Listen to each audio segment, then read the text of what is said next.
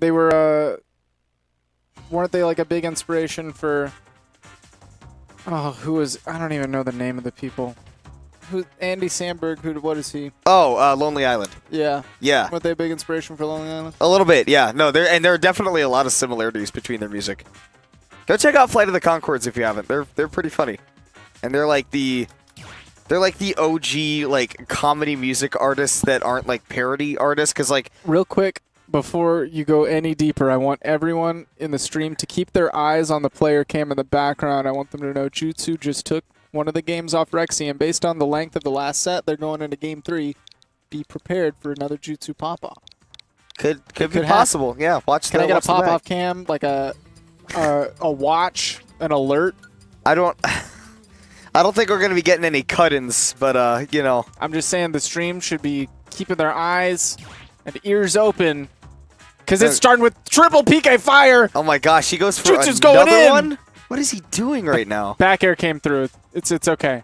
Yeah. It's all Rexy's turn. There's Pikachu. This could be a huge camp. Kosoku, don't you dare block that camera. Oh, and the Thunder Jolts caught him from the Thunder. It caught him from the PK Thunder too. This is the most ridiculous thing we've ever done. I'm actually so stoked about this set that's happening in the background, but in the foreground, it's going to be even sicker. There's going to be another Ness of a higher caliber. No shots at Jutsu. Everyone knows how phenomenal Awestin is. Awestin is Jutsu's sensei.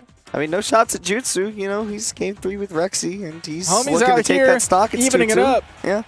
But there's going to be even though Kosoku was at one point early in the game a rat, played Pichu, we're not seeing a similar matchup. We're actually seeing Mario come through. Now, I want to know if you remember, what was the first character Kosoku played in this game? Ever? Not a clue. That would be Pokemon Trainer. Oh, and this guy, I thought you meant like in 4. Oh, that was Mario back in Smash 4. Yeah, no, I he was thought you were Mario. hit me with the deepest lore. He did start right with Trainer. Yeah. He didn't ever do much notable with Trainer. No, he played Trainer for a little while, and he was like, no, I don't like this character. I'm done. He's always like the Mario, though. He could have caped. Yeah. He could have caped. He could have caped. It's okay. He still has a huge lead right now. Okay, Awestin poking with that forward air. He's sitting at 132%. Yeah, and all Kosoku had to do was call out one of those jumps because Ness's ground game isn't the best unless he's pulling out those PK fires, but he likes to approach with aerials. That's where his command of threat zones is. The thing about approaching with aerials as Ness is you're giving Mario a lot of what he wants. You're jumping for him, and if he's able to just anti-air with up air, he is having a field day. No, Mario's all about anti-airs, and that's why, you know, this game plan has got to be so much different than what you normally see out of a Ness, because otherwise Kosoku just gets to run wild like this. Yeah, and when you're jumping in as Ness, if you whip one aerial, you're giving him an option to set up that forward smash for Mario. That's a big boon. Back throw, that's going to kill? No, not yet. I thought maybe with Lilat's slightly going to give it a boom, but pretty the average. Down tilts into the forward tilt. That is a strong leg. Remember that is a kill move. That is a beefy kill move. Oh my gosh, speaking of beefy, 2 big back airs from Kosoku. Awestin wisely still having his jump. That was so smart. Oh, I can't believe he faded it with a forward air. I can. Awestin will never stop fading in. That angle! The fact that he went for a second! Awestin is amazing! That's quite the recovery that he went for right there, and that he made it back. Did you see the down tilt pressure? He waits, jumps, and punishes the spot dodge with the drag down up air, and that's why he's still got pressure going right now. Fading in a little bit with that forward air and using that side magnet to keep himself out of that up smash range. But on Kosoku's end, great recognition that side magnet meant another aerial was coming, most likely in his direction, so the roll behind was a safe positional change. Gonna see a forward throw? No, a back. Okay. Just trying to set him up at that plat area. I think importantly, Awestin really wanted a PK Thunder just to get that juggle started. Again, he's seeing the spot dodge after that down tilt pressure. We're gonna have to see a difference, an adaptation from Kosoku. I'd like to see it on that edge guard. That is where Ness has some of his biggest problems, but Kosoku hasn't been able to pick up too many of those yet. Barely able to survive 2 of these hits now. Eventually, you're going to get that kill move in. Kosoku's sitting at 13%. This is anybody's game. I like that he clicks out that nair for that edge guard. At least get that lasting hitbox, because then Burn and Awestin jump, set up the situation again, but situation set up at the ledge right now for Kosoku despite the lead that he has. A lot of trades back and forth, but they're in Kosoku's favor. Awestin finally finds his footing on the ground, but Kosoku's big plays. That's what Kosoku is all about these days. That explosive combo game has suddenly become exactly what he's known for in this region. Whiffing that grab, though, Lilat saves him because he's able to SDI up out of that. That's crazy. He doesn't have a jump, so he's forced into the mix-up here. Finds his way down. Awestin gets a forward throw this time. He has no jump, even if that doesn't kill. That does get the kill, though. Even if that didn't blast zone, you're right. No jump, no hope. Right, even if... Oh, heads up, by the way. In the background, looks like Jutsu was able to take that set. Jutsu won. Because he's sitting down next to a Zillion. He had to save that pop-off energy. I don't think he popped off, but he looked at me through the plate glass window while this set was going on, looked at me and just went, I won. I am so strong. I won. Nice. I can't read lips. I just saw the nice handshake, the gentlemanly handshake. Jutsu and Gentleman both start with J. They do. Game 2 back on Lilat. I know Kosoku likes this stage. I think that the low platform, the 3 wide layout that Lilat has is really good for Mario. You don't get the big extensions that you might get on Battlefield, but a lot of good players aren't going to give that to you anyways. Right. If they DI properly, they shouldn't get ladder all the way to the top. And what you do get out of this stage is consistency in your extensions. It's still going to be a little bit more than average. He jumped back into the fire. That's so unfortunate. You got to make sure that you are absolutely clear. Watch your head, man. He waited patiently for the fire to drop, fell out of it, and then jumped back in. That's so tragic. Yeah. Austin running big lead right now. That's going to do so much. That was really smart by Kosoku, though. I like that he goes, okay, if I slide off, I get that, what is it, that invincibility on the up B?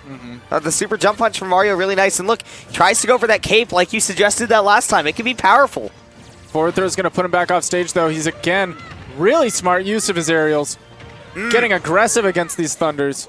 I really like this from Kosoku. Not going for that super jump punch. He just wants to continue the juggle, get that stage presence, and wait for him to whiff that fade in. And he actually kind of incentivized the fade in by faking the jump off the stage and then jumping back on. Because one of the things that you can do to punish somebody for jumping off at you is coming up with your own rising aerial. You know, disincentivize them from waiting and patiently tossing out the aerial. So he kind of pressured Awestin into coming back up with the aerial. And now he's pressuring Awestin with some damage. That's going to kill on the Lilat ceiling. Wow, and we said, you know, maybe you don't get laddered all the way to the top on this stage, but sometimes you do. He died at such a low percent, too. Kosoku ringing this into his favor. Spacing. You see, down tilt. Great DI from Awestin to not let that extend any further, but now he's stuck in the ledge still. That's a forward tilt. He's unstoppable right now. Kosoku absolutely not missing a beat. That spot dodge came just in time for Awestin to bring Kosoku down to his last stock, and you know last stock means anything can happen between these two players. Austin's explosive as ever, but you know Kosoku's been demonstrating all game. Again, sliding off, using the invincibility on that super jump punch to get back on, do that damage. He thought the down tilts would come out again, but they did not. And once again, that explosive play from Awestin could be coming in. This is the rampage that he can go on. This is just about even percent. Both players are scared of a big hit right now. Awestin ledge traps with a down smash, but Kosoku jumps over. Now stage control! Footstool! What a ballsy edge guard by Kosoku! And what's crazy, that's like a very ultimate edge guard. You can't really footstool Ness like that in 4 because they're going to go for the PK Thunder at that at that position. But because the air dodge is now a present option for recovery and the slow fade is an option, you can actually run up and do that. The reason I say that footstool isn't really like an option in 4 as much is because when their only option is to recover with their special move from that position, special moves can't put you into footstool tumble. You get phantom footstools. And instead what happens is you get PK Thunder 2 for your troubles and bye-bye 2-0. Right. And it's just phenomenal conditioning as well, because at that point we'd seen Awestin get punished for fading in with aerials, so he decided to stop that. He faded back with a, you know, no pressure, no presence, and Kosoku snuffed that out. So I mean, game 3 FD.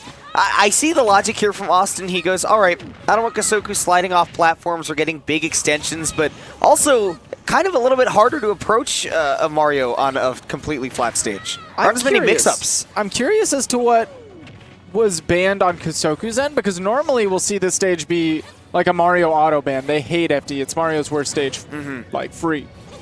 It's a little bit less playing to the strengths of the Ness, but more to the detriment of the Mario for the counterpick here from Awestin. And even so, Awestin has counterpicked, FD here and there. It's a fine enough stage for Ness, matchup dependent, of course. I'm willing to bet Kosoku definitely banned Yoshi's Island as one of the stages. That's fair. Ooh, the back air. That's fair. Plenty of damage right there, and getting to go right through that yo-yo. He got a quick 23 for sniping Ness with the coins. Yeah. That's privilege in a character. Mario's so good, man. Mario's always able to put on that damage. Ooh, early super jump punch. I think he still has his jump. Not that it matters. That forward air will take him out. That forward air is so strong.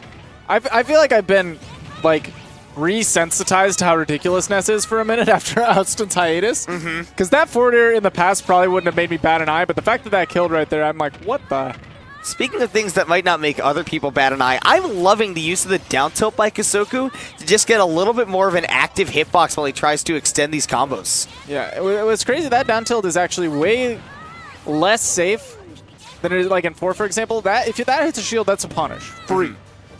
But Kosoku says, you know what? I like the idea of extending this combo really nicely and extending this ledge guard sequence. He hasn't let Awestin get firm footing on center stage for a minute here. Awestin has no jump. He wasted his air dodge. He can't do anything. Oh, if Kosoku recognized.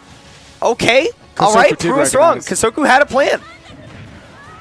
That was so gutsiest, the nuts.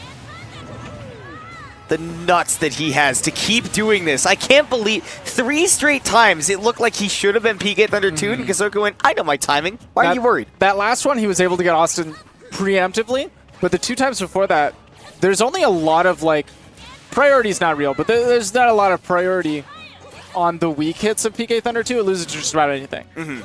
I feel like it's negatively disjointed. I could be wrong, but that's what it feels like. Sometimes, yeah. Yeah. Towards the end of it. I like that. Go to the ledge before Awestin has a chance to set up that yo-yo. The ledge can be really safe sometimes. Now, last stocks all on FD. Great dodge. He's avoided the invincibility, but he's stuck with this ledge trap. I got so scared of that back air because I've multiple times seen somebody back air one off stage and then immediately turn around, go for a forward air to get a big combo. Oh, he dashes back too quick. What's crazy is I'm still seeing some strength and pressure from Kosoku after like 3 or 4 combo drops. He was still able to pick up the pieces. They were like Bob Ross combo drops. They were actually just happy little resets. Yeah, a little bit. Oh, and look at that stage control. Again, just standing in center and commanding that presence against Ness. That can mean a lot for him having to approach and not really having the options to. But now Awestin keeping Kosoku at ledge. This could be big, but I love that he holds down on the recovery. Super smart use of the coin. Now he's got some pressure on the landing. Catches Awestin. How far will he fade? Did have the jump, so Awestin bursting back to that ledge. He's got a chance, but the chance is gone. Kosoku with a 2-1 victory over Awestin to go into winter semis. Kosoku dropping all the way down with the lowest back air. It wasn't super well spaced, but it was spaced just well enough that when it hit that low on the shield, Mario back air is incredibly safe. Normally it's like -2 at best, right? Which is unfair.